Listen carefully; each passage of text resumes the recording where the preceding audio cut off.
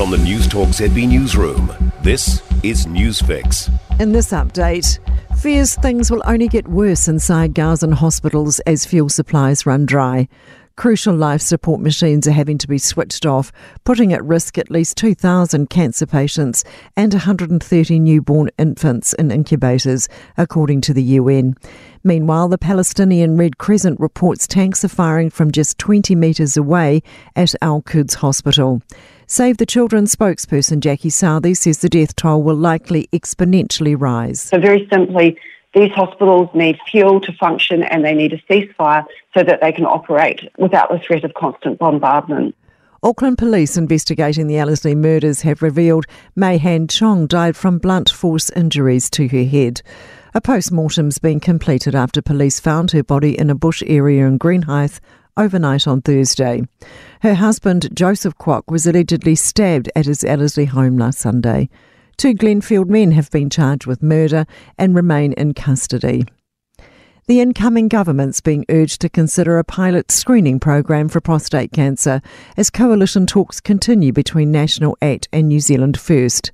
Prostate Cancer Foundation President Danny Benningfield wants them to consider trialling a program in 2 locations at a cost of $6.5 million over 3 years. He says lives could be saved by getting more men tested. It's the final day to cast your vote for New Zealand's Bird of the Century. The wildlife competition soared to new heights this year, thanks mostly to US talk show host John Oliver. He attracted hundreds of thousands of votes with his Pūteke Teke campaign, topped up with an appearance in full bird costume on The Tonight Show. Forest and Birds CEO Nicola Toki says they've had so many votes, the winning announcements had to be pushed to Wednesday. We have had several 100,000 votes this year. Our previous record for votes was 2 years ago, where we got a top number of 56,000. Voting closes at 5 this afternoon. That's news. In sport, Joseph Parker is poised for his biggest fight in more than 5 years, with reports emerging he'll fight American Deontay Wilder on a Saudi Arabian supercard next month.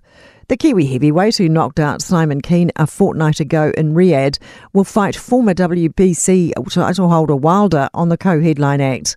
Anthony Joshua would fight Sweden Otto Wallin in the other main fight, with the prospect of a Joshua Wilder fight still evading fans. The event, which could be confirmed earlier this week, is expected to be set down for Christmas Eve New Zealand time.